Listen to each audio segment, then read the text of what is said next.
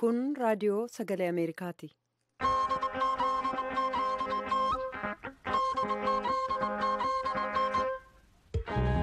Raadiyoon sagalee Ameerikaa wiixataa qabee hanga jimaataatti galgala keessaa sa'a 2:00 jalqabee hanga sa'a 3tti meetir baandii 19:25-31 irratti Waashingtan DC irraa kan dabarsu sagantaa afaan Oromoo amma jalqaba.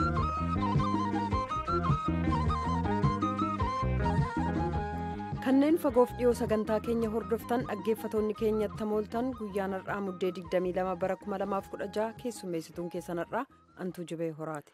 Galchuun sannagaa Ansoora haala keettoo irraa isinitti hima oduu har'a qabnu keessaa Jarmaniin nam biyyi isaanii keessatti nam 12 barbaadachuu jirti. Gamkaaniin ammoo sheekotii Sumaalee dubartiin kubbaa saphannaa taphachuun seera Islaamaatii alaa jedhaniitiin dubbachuu jirani waan qabnu keessaa tokko. Naannolee Oromiyaaf Amaaraarraa namoonni to'annaa jala oolan leenjii fudhatanii gadhiisamanii jedha mootummaan oduu keessatti gabaasa qabna. Hidhamuuf gadhiisamuu namoota kanaarratti xiinxala dhiyaate immoo oduudhaa booda dhiyeessina. Ogeessi seeraa lammii Oromoo to'annaa jala ooluu isaanii ilaalchises qophii addaa qophaa'ee gara boodaa dhiyaata.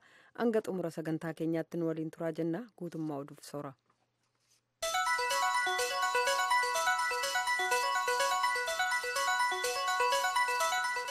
Mootummaan Itoophiyaa nam rakkoo hiriira mormii Oromiyaatii fi naannoo Amaaraa keessatti shakkamanii hidhaman jedhe 5,000 ta'uu kalee gad lakkise. Jari kun mana hidhaa allaagee birri shaleqootii fi xollaayitti leenjifameetiin gad dhiifamee jedha. Oduun tun akka argan akka miidiyaa Itoophiyaa irratti dubbatanitti paartiin mormitu ammoo gad dhiifamuu isaanii waan dansa duruu seer malee hidhamanii jechuun dubbachuu jira. Iskender Fireewutti erge tujube. Sabaa himaa mootummaan akkuma ibsame kan kaleessa gadhiisaman namoonni 4,800 hokkara biyyattii keessatti uumame tureen wal qabate kanneen jeeqama kaasan jedhamuun shakkamaniif waaltaa leenjisaa xolaayeef birshaalaqoo keessatti leenjii fudhataa turani. Keessumaa godinaalee Oromiyaa 5 shakkamanii kan qabamaniif xolaayetti leenjii kanneen fudhataniif sirna namoonni 4,000 gadhiisaman irratti kan argaman muummicha ministeeraa Hayilamaariyaam Dassaaleny turan. Gaaffii dhiyeessuun mirgaa akka jedhan muummichi ministeerichaa hokkara jeequmsaaf humnaan gaaffii dhiyeessuun garuu gatii nama baasisaa jedhan. የደረሳችሁበትም ድምዳሜ አይደገምም በጭራሽ አይደገምም የሚል ነው። ejjennoon xumuraa isinirra geessan irran deebi'amuu gonkumaa irran deebi'amu ka jedhu akkanaaf galetti xumura kanarra ka geessan heerichi heera sirriitti barreeffame heera wareegama hedduun barreeffame waan ta'eef heera sabaaf sablammootaaf mirga namoota dhuunfaa kabachiisu boorennaa gara mana ofiitti deebitan gaaffii hin gaafattan jechuu miti. Gaaffii ni qabaattu. Aangawoota mootummaas ta'e mootummaa waliin yaadaan walii galuu dhabuu dandeessu. Kun mirga keessani. Mirga keessan kan ammoo eenyuyyuu isin dhoowwachuu hin danda'u. Mirga heerri isin gonfachiise waan ta'eef. Kanaaf boor yoo gaaffii qabaattan gaaffii keessan karaa nagaaf ammayyaatiin heerarratti hundooftanii dhiyeeffachuun mirga keessani. Rakkoo kana dura uumameef dogoggora kan hojjetan mootummaas leenjifamtootas ta'uu muummichi ministeerichaa ibsaniiru. የእናንተን ስህተት እናንተ ተናግራችኋል። ዛሬ ለመናገር የምፈልገው የመንግስትን ስህተት ነው። የመንግስት ስህተት dogoggora keessan isinuu dubbatanii jirtu. Har'a kana dubbachuu barbaadu dogoggora mootummaati. Dogoggorri mootummaa bulchiinsa sadarkaadhaan jiru ofitti isin butee mari'achiisuu sagalee keessan dhaga'uu kan ilaaleen hirrina qaba. Kanaaf isin ibsa ejjennoo keessan irratti irran deebi'amu kan jettan sana akkuma jettan mootummaas ta'e paartiin biyya bulchu dhaadhoo Ihaadegis sadarkaa federaalaatti immoo Ihaadegis akkuma isin teessanii haaromsamtan nutis haaromsa gad fagoo ta'e keessa darbuu qabna. Dimookiraasii diriirsuu qabna. Qaama hawaasa adda addaa keessumaa dargaggoota ofitti bunnee mari'achiisuu qabna. Rakkoo isaanii dhaggeeffachuu qabna. Kanarra tarees furmaata kennuu qabna kan jedhuun gamaagama geggeessinee jirra. Naannoo Oromiyaatti dabaluudhaan naannoo Amaaraarraa qabamanii waaltaa leenjii birshaalaqootti leenjii kanneen fudhatan lammiiwwan 800 gadhiisamuu isaanii sabaa himaan mootummaa gabaaseera. Kana ilaalchisuudhaan paartileen mormitootaaf xiinxaltoonni seeraa maal jedhu sagantaa keenya gara boodaatti itti deebina. Somaaliitti qalloleen Islaamaa bebeekamoon akka dubartiin kubbaa saphannaa yookaan baaskeetbooliin taphanne jabeessanii itti dhaaman akka jecha ishee kottanaatti dubartiin kubbaa saaphannaa taphachuun seera musliimaatii seera shari'aallee ala amantii islaamaallee dansaa miti. Koreen amantii Somaalee SRC jedhan dorgommii ispoortii ta'a dorgommii kubbaa saaphannaa biyyoolessaa dubartiin Puuntland magaalaa Gaaroowee keessatti qopheessaniif silaa kurfoo jiran. Dhaamsi qaalloleen baafatte kun akkani jedha. Dubartiin wal dorgommii saaphannaa taphachuun seera islaamaatii ala aadaaf faayidaa isaaniillee balleessa. Fuula akkana kanatti ammoo dubartii fi daftee sobamtii jedha. Dorgommiin kubbaa saaphannaa Puuntland tun biyyi tanaa fi jalqabaati Moqaadishoo dabalee magaalaa 4 keessatti taphatani. Somaaleen eegii bara 1991 mootummaa isii dhabdee asitti ispoortii gugurdoo akkana qopheeffatteellee hin beektu. Saam caqasuu jirtan tun raadiyoon VOA sagantaa afaan Oromooti. Doonaald Tiraamp ammallee yoo ammajii 20 ta'a xiqqaan duuba tokko wayiin duubatti hojii pirezidaantummaa Ameerikaa jalqabu nam waliin hojjetu filachuu jira. Ammallee maanaajeri duul filannoo isaa ta'a duri Kellyanne Conway gorsituu White House tolchee filate. Gorsituun White House jechuun waajjira bulchiinsa mootummaa pirezidaantii Ameerikaa waan hedduun gorsitii jechuu. Kellyanne dubartii bulchiinsa Tiraamp keessatti hojii gugurdoo argatte taqaraati. Shanan dabran keessatti maanaajer duul filannoo taateetiin hojjechaa baate namni hedduun erga Doonaald Tiraamp akka dansa uummatatti himtee fi waan hedduun karaa qaqqajeelchite pirezidaantummaan geettee jedheetiin faarsa. Gabaa Berliin Jarmanii wixata dabre nama 12 bombiin keessatti fixantaan ammayyaa bananii mirga bitaallee dallaa dhagaatiin ijaaranii poolisii hedduun eeguu jiran. Gabayaan tuni kiristaanii gaafa dhaloota Yesuus Kiristoo ka Kirismaasii dhufuu jirtu waan hedduutti bitatuuf itti gurguratu keessa namichi badaa tokkotti bombii makiinaatti fa'ate gabaa wadhakka seene nama keessatti gad lakkise isallee barbaaduu jiran. Namni kun dhalootaan Tuniiziyaa Anis Amiir jedhanii namganna 24ti Awurooppaa cuf keessa barbaaduu jiranii duruma waraqataa seeraallee hin qabu biyyi kan ta'a ture jedhani oduu namaaf qabtanu.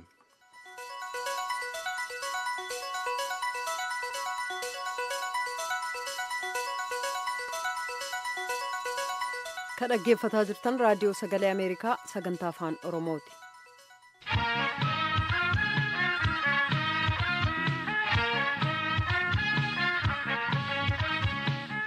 Dooktar Mararaa Guddinaa torbee akka odeeffamaa ture hamtuun homaa kan irra hin geenye ta'uu abukaatoon isaanii ibsaniiru.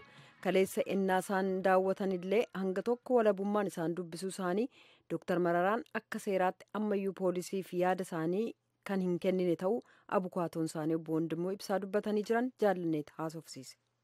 Akkattaan barbaachisuun godhamee seenee inni barbaadannaan Dooktar Mararaadha jedheeni bakka taa'isii finnaa jedhanii xiqqoo ture naa fidanii yoo naa fidanii laangidarii shaamizii surrii uffatee harki isaa kaateenaan irra hin jiru haalli muluun dansaadhaan natti dhufe anillee guca tokko ka seenaa isaa dhaloota irraa hamma gaheetti jiru barreeffadhaaf sol bira teenne akkam jirtaa nagaa jirtaa maallee saarrate akkam jedheeni samoona kana hojjaa duraas irraa kaasanii reebaniiru jedhaniiti oduun jira irra deddeebi'ee marartaa'ee jarattittani mannaan guyyaa lammaffoo micayyoon isaa akka argitu godhanii micayyoon doktorii guyyaa roobiillee ganama akka argitu godhanii micayyoonis natti himte anillee kanaan xiqqoo abdadhee roobii ol geennu si reebanii kakkana jedhanii odeessan jennaan lakki narreebne homaa narreebne si'a sadii nagaafataniiru reebamuun qabu rakkoo guddaa baay'een jiru yaa uummanni hidhaadha malee kanumaan naan jedhe. Miseensota poolisii wajjiniin Dooktar Mararaan dubbachuu isaanii maqaa dhooftani garuu qaalii isaanii poolisiitti kennaniiru. Hin kennine silaa shakkamaan tokko qaalii yoo kennu akkaataa seera bu'uura akka Itoophiyaatti lakkoofsa isa 27 tuqaa lamaatiin yaadni ati nuu kennitu kun mana murteetirratti ragaa ta'ee sirratti dhiyaata kanaafuu isa dhugaa kan ta'e waan nuti gaafannan nutti kennita kana beeki jedhaniin bifa kanaanin hamma ammaatitti jechi inni kennellee ka poolisiin irraa fuudhan jiru akkasumatti dhufanii birma ta'anii ofiin galmeessaan haasofsiisa jedhee biraasinsii deemee akkas goote akkana jedhee na haasofsiisee itti mallatteetti naan jedhe gaafa duraa poolisichi lakki odoon dubbisne itti mallatteechuu jedheeni maaliif dubbisuu diddeennaan manaxxiriin qabu manaxxirii hoggaan qabaatiin danda'een dubbisu jennaan cadhiseetumaan na biraa deeme rakkoon hin jiru jedheeni gaafa lammataallee akkuma isaa naqaaqee hadhallee na mallatteessisnee amma maaliidha wama achitti finfinnetti torbaan tokko dura isaanitti hime biraaselsitti illee hime dhaaba tokko wajjin nama tokko wajjin wanta an dubbadhe hin jiru. Biraaselsiin dhaxxee maal goote jedhuun. Biraaselsiin dhaxxeeti dhaaba shororkeessa jedhee mootummaan Itoophiyaa farraja irraayi ergaa fudhattee dhufte naan jennaani nama tokkotti illee dhaaba tokkotti illee wanna finfinnetti sanaan dura qaaqaa jiruun ala irratti wanti qaaqeen jiru wanti na hidhaniif hin jiru. Mana murtiitti al tokko dhiyaatanii turan miti. dhiyaatan. Inni itti aanu yoom? Torbaan hadhaati. Mana isaaniitti qabeenyi tokko akka fuudhamee tureetu dubbatamaa wanti deebi'ee jira? Meeshaa manaa fudhatame keessa doolaariin Kaanaadaadhaa inni 350 kan duraan fudhatan kaleessa ganama sa'a 3tti deebisanii fi mucayyootti kennee jira. Meeshaan kun waan kan akka kompiitaraa kan akka mobaayilootaa kompiitarootiin gara lamaati isaan kan kana fakkaatan waraqoonni adda addaa mahakkalee doktor wajjin jira jechuudha. Obbo Wandimuu Ibsaa deebinaa laattaniif hedduu galatoomaa. Baay'ee galatoomatillee.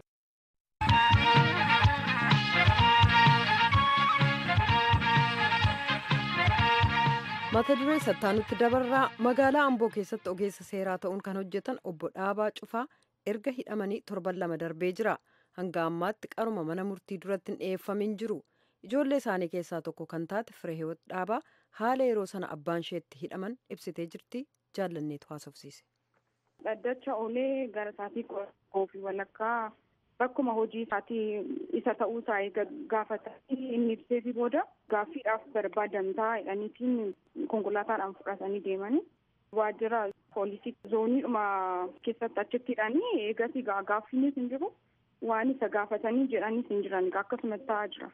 Mana murtiitti dhiyaataniiru? Lakkiin dhiyaanne 7 lamaan dhaalma keessa. Isin dhaxxanii dubbistaniittu? 7 lamaan guutuyyuu waan isa barbaachisu geessaaf jirra. Uffata sin jijjiirraa fi waan nyaataas galaas hin geessinaaf. Garuu qaamaan argitaniittu? Gamaaf gamanatti dhaabbannee odeessina qaamaan hin arginaan. Ammamitti arguu dandeessu? Ganama sa'aatiin isaa fi galgala. Gamaaf gamana dhaabannee haasofna gaafa jettu daqiiqaa ammamiif? Sa'aatiin isaaniif eeyyamame ganama sa'aatii 2 amma 3. 6 amma 7 fi 11 amma 12tti. Namoonni biraas maatii isaa gaafachuu deema. Sana gidduu dhaabannee wacuma gidduudhaan waan inni barbaadu gaafannee deebina malee haasaadhaaf namatti hin tolu haalli isaa. Isaaniif isin gidduu fageenyi jiru ammam ta'a? Ammamtiin jedhuree egaa sagalee kee ol baafteetiin dubbata namoonni waan jiraniif egaa gidduu keenya gaaffiin jira. Garuu isaan waan dubbatan waan takka iyyuu hin qaban? Lakki waan takka jiru. Fayyaan isaanii haalli isaanii akkam? Ammaaf nagaadha homaan jedhu naguma isaati haalli fayyaasaas gaariidha. Isaan silaa dhaddacha magaalaa Amboodhaa kan dhaabatan? Gaafas egaa mana murtii olaanaa godina Shawaa Lixaa oolanii gara sa'aatii 11 walakkaa bahanii biiroodhuma isaaniitii fudhatan. Isaan miseensa KFO'ti? Eeyyee. Kana dura waan gaafataman qabu? Kanaan durallee lakkiin gaafanneen homaayyuu hin gaafanneen. Naannoo sanatti dorgomaa KFO turaniiru? Aanaa Abunaa Gindabiratitti dorgomaniiru. Yoom? Isuma dhiyoo kana sadhuma dorgomaniiru. Maatiin akka tilmaamutti maal ta'a jettanii yaaddu sababiin qabamuu isaanii? Akka tilmaama keenyaatti egaa wanta 2 jira amma yeroodhaaf kan nuti shakkinu. Inni dura Dooktar Maraaraadhaaf guyyaa qabamanii dura bakka bu'uuma fudhatanii turanii giruuppiidhaan. Bariituu isaati kan inni qabame egaa shakkiin inni tokko isa kana shakkiin inni lammaffaa immoo waa'ee mormiidhaani ijoolleen qabamanii mana hidhaa jiru galmee 28 oli qabatee ijoollee gara 200 oli ga'anii isaaniif falmee bilisa baase egaa kanaanis wal qabate inni shakkina kana lamaanii kan jiru. Amma lafi isaanitti hidhamanii jiran eessa? Magaalaa Amboo keessatti waajjira poolisii godinaati. Obbo Dhaabaan ijoollee meeqa qabu? Ijoollee 7 qabu. Harmeen keessan hojiin hojjetu? Lakkiin hojjetan hojiin qaban. Amma egaa isaan hidhaman attamitti jireenya jiraataa jirtu? Ammaatti waanuma jiruun jiraannaa. Anaa jalqabee ijoolleen barattoota kanaa booda akkasitti fufataanaan ijoolleen barumsa dhaabuu isheeti. Nuunis waan nyaannu dhabuu keenya ammaatti ijoollee kana isa hojjetee jiraachisa waan ta'eef egaa kanaa booda rakkisaa ta'a. Obbo Dhaabaa Cufaa lafatti hidhamanii jiru jedhame waajjira poolisii godina Shawaa Lixaatiif itti gaafatamaa akka ta'an Koomaandar Tasfaa Sillaasee Nagaraa bilbila harka isaanii irratti argadheen jira. Obbo Dhaabaan maaliif hidhaman jedheen gaafadheen akkas jedhan. Anillee amma gara Adaamaan jira. Mee qulqulleeffadhee si bilbiluuree Adaamaa bubbuleedhaan dhufe. Kan Dhaabaa Cufaa Lixa Shawaadha. Lixa Shawaadha. Dhaabaa Cufaa jedhamu abukaatoo namoota hidhaman 230 dura 7 kaleessaadha kan hidhamanii jedhan. Teessoon isaanii aanaa kamila? Magaalaa Amboodha. Okay, magaalaa Amboo na bira warra magaalaa Amboo gaafadhu ka addee jaalan quban qabu warra magaalaa beeka magaalaa Amboo taanaan. Jechuun kan isaan amma hidhamanii jiran waajjira poolisii godina Shawaa Lixaati. Isa kan ammoo sintutti gaafatamaadha kanaafi. Egaa amma sababa isaan barree garuu mee ijoollee bakka bu'an gaafadheen sitti himaa garuu magaalli Ambootti waamamni isaa naannoodhaa fi nu jalatti miti isaan mee namni akkanaa jiramoo hin jiru kan jedhu bilbilee qulqulleesseen si maka. Jechuun torban lama darbeera gaa silaa beekamuutuutti jiraaree akkatti gaafatamaa waajjira tokkotti. Nu bira waan hin taaneef kan nun ilaallatu bar. Sin biratti hidhamanii jiru waajjira keessa waajjira poolisii godina Shawaa Lixaati. Maatiin naqee dubbisaa jira, firri dubbisaa jira, midhaan geessaafii jiru. Mee haa ta'u kan qulqulleeffadhaan barre. Nama beekamaadha, nama ijoollee hidhaman 230 dhaabatanidha. Lakki kan hundumaan barre hin dhageenyan immoo. Sa'aatii tokko turee isinitti deebi'u. Mee nan gaafadha. Haa ta'u fayyaa ta'a. Eeshi. Akkuma duraan waliigalle sanatti deebisee bilbileef Koomaandar Tasfaa Sillaaseen bilbila harka isaaniin kaasan. Yaadiin kootti fufa argannaan fudheen dhiyaadha dhaggeeffatoota keenya.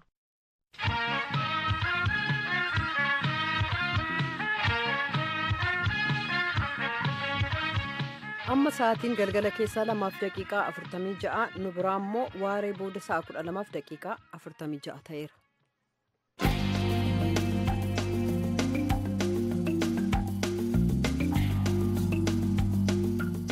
Dhaggeeffatoota keenya mootummaan Itiyoophiyaa kaleessa kanneen jeeqama naannolee Oromiyaa fi Amaaraa keessatti ka'etti hirmaachuutti shakkamanii qabaman ittiin jedhu namoota gara 4,800 oliif leenjii haaromsamaa kennee gallakkisuusaa kaleessa beeksisee jira. Paartileen mormituuf ogeeyyiin seeraa tarkaanfii mootummaa kan akkamitti ilaalan? Kan namoonni miseensa koree hojii raawwachiiftuu Koongirasa Federaalawaa Oromoo obbo Xurunee Gamtaa Finfinnee irraa haasofsiiseen jalqabne.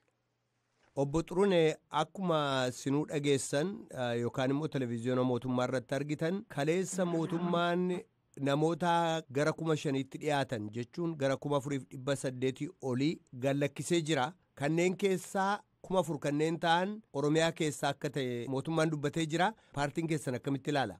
Duraan dursee hiikamtooti jedhaman kun haala hin taaneen seeraan ala hidhamanii turan baga hiikamanii jaalallee isaaniitti maatii isaaniitti makaman gara fuulduraattis qabsoon uummataa fiixaan bahee jireenya gaariin namoota kana hawwaa lammiilee kana hawwaa gara gaaffii keetiitti darbuudhaaf lammiileen kun duraan dursee hidhamuun irra hin turre maaliif gaaffii nageenyaan gaafatanii mootummaan heera biyyattii eegee deebisuu waan dideefi akka'umsi uummata kanaa ta'uu danda'eera hidhamumti isaanii sirrii miti jenneetu paartiin keenya itti amana.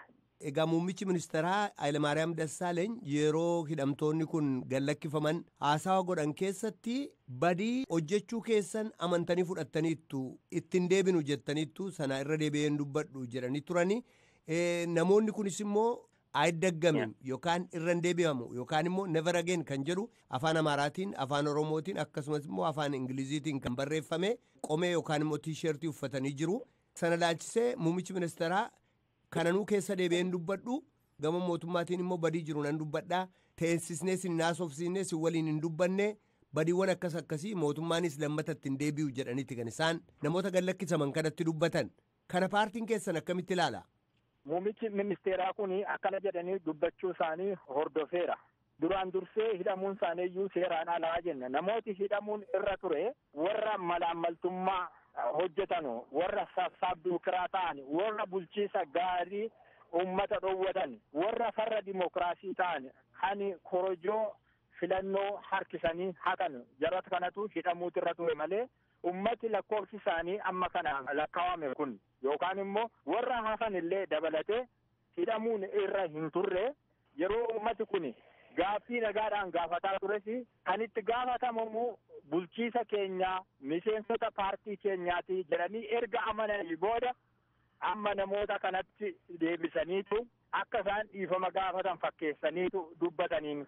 Obbo Xurunee akkuma sunuu tarii argitaniitu ta'e televezyiyoona irratti televezyiyoonni mootummaa namoota aga tokko gaafataa ture waa'ee heera biyyattiis hin beeknu turre amma heera sana baranneerraa hubannaa dhabuu keenyarraa kana goonee sana goonee amma lammatatti hin deebinu ka jedhu namoota hiikaman jedhaman sana keessaa yeroo dubbatan dhagaamee jira kanoo akkamitti ilaaltu? Tokkoffaa Tokkoffaa namooti hidhamanii dhiibbaa jala jiran kanallee yoo dubbatanii jedhan namoota kanarratti murteessuudhaaf hin danda'u. Lammaffaa immoo yeroo hundumaa biyya kana keessatti wanti beekamu maayinni paartii mormituutoo keessa, ummata keessa, mootummaan yookaan immoo paartiin biyya bitaa jiru kuni dabballoota isaa keessa galchee akkana akka dubbatan waan inni taasisuu fi dhugaa qabaa fudhatama qabaa jedhee hin amanu ani.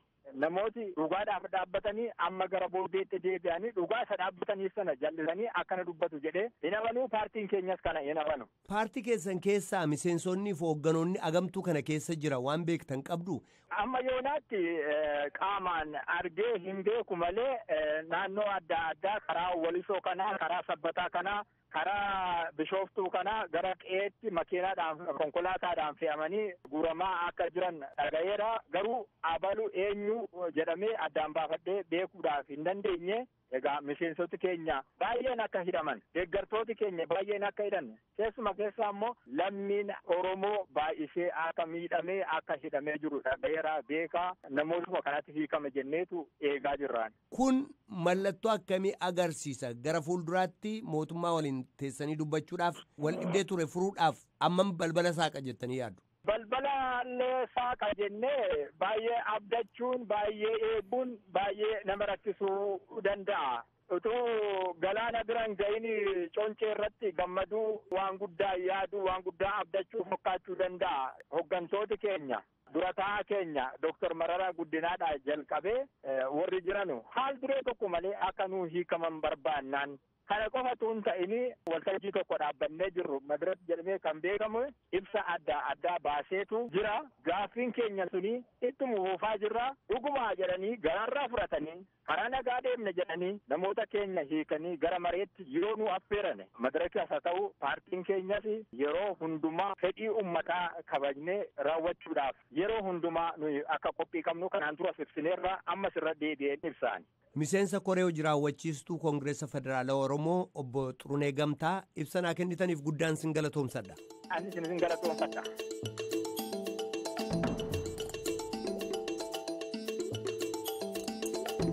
Dhaggeeffattoota keenya namoonni qabamanii turan kun haala lammatti gallakkisaman ija seera biyyaatiin akkamitti ilaalama? Biyya Awustiraaliyaa magaalaa Melbourne irraa ogeessa seeraa Dooktar Tsaggaayee Araarsaa gaafadheen ture. Ulfaadhu namoo warreen amma ajaja komaand poostiidhaan qabamanii hidhamanii dararamanii gallakkifaman kun yakka tokko malee seeraan ala qabaman. Akka seeraatitti namni tokko yakka malee yookiin yakka waayii raawwate jedhamee yoo shakkame malee dhiisitii komaand poostii kanaan poolisiinuu warri seera eegsisu kunu isaan qabuu hin danda'anii akkanattis mana hidhaa tursiisuu hin danda'an. Amma gaafa immoo gallakkifaman akka seeraatitti yoo yakka wayiitiin shakkamanii qabamanii sa'aatii 48 keessatti mana murtiitti dhiyaatanii balleessaan isaan balleessan yakki isaan ittiin shakkaman maal akka ta'e baruu qabu. Amma garuu muummichi ministeeraa haasaa godhee ture gaafa namooliin qabaman kun gallakkifaman. Haasaa sanirratti maal jedhee warri kun kan gallakkifaman adabbii seeraa fixatanii utuu hin ta'in dogoggoraan sochii uummataa kana keessatti waan hirmaataniif barumsi itti kennameetii amma bahanii leenjiitu itti kenname leenjii kakaasu waan heera mootummaa biyyattii irratti akkamitti gaaffii isaanii mootummaatti dhiyeessanii akka deebii argatan barsiifnee gallakkisnee warri kun yakkamtoota mitii warra dogongoree jechaa ture. Kun maal jechuudha akkuma seera biyyattiitittu akkuma labsii hatattamaa isaan lafa kahanittu yoo itti siqtee ilaalte namni hin yakkamne yakka tokkoon balleessi jedhamee hin shakkamne namni dogoggoraan waa balleesse eenyumaaniyyuu qabamee hidhamuu hin qabu ture.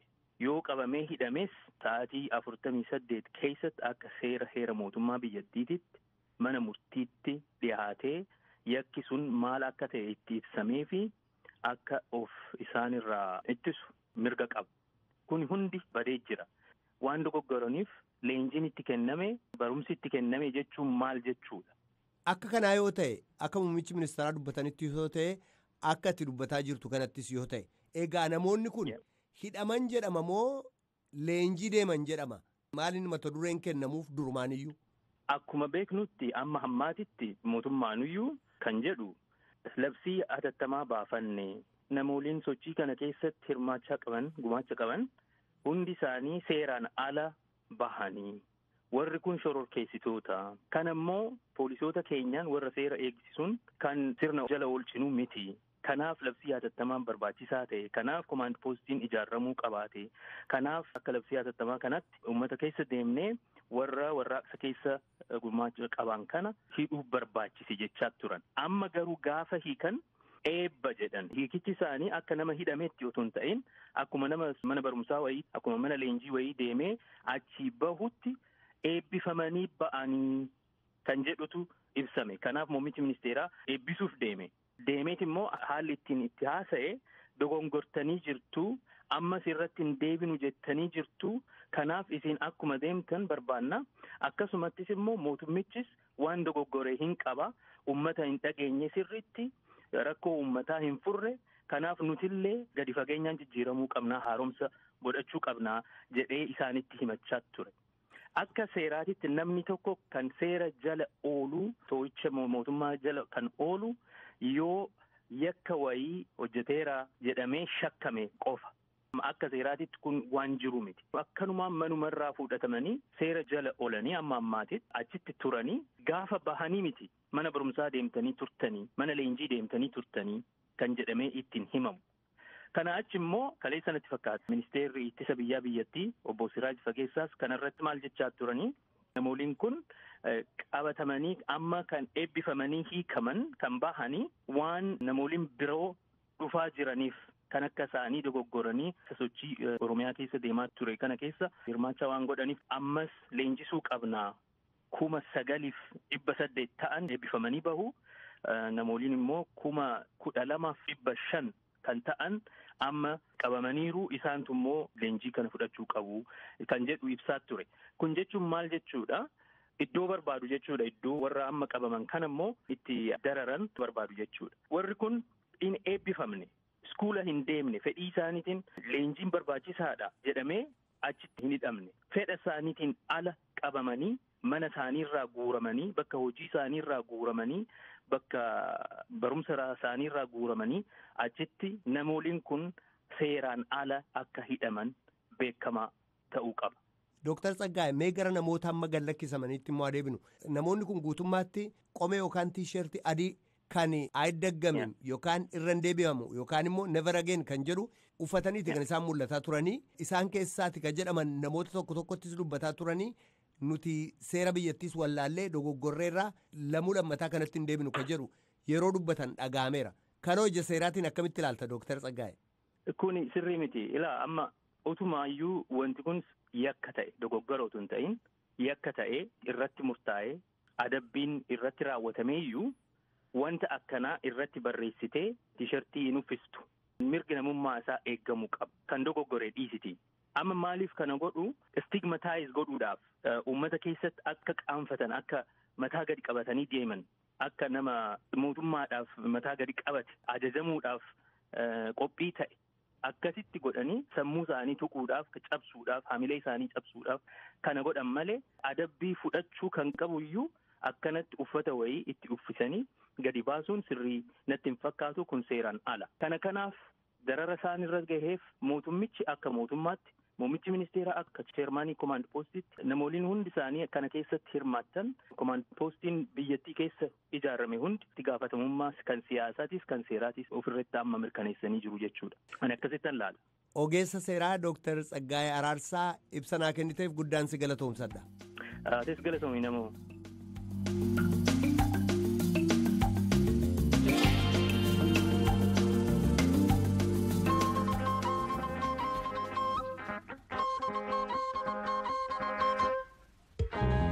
raadiyoon sagalee ameerikaa galgala keessaa sa'a 2:00 jalqabe hanga sa'a 3tti meetir baandii 19 yookaan kiiloo heerzii 15,700 irratti meetir baandii 25 yookaan kiiloo heerzii 11,900 11,965 12,110 12,140 irratti akkasumas meetir baandii 31 yookaan kiiloo heerzii 9,485 9,755 irratti wixata hanga jimaataatti qophii afaan oromootiin dabarsu asirratti raawwata. Qophii boriitiin walitti deebina nagaatti bula.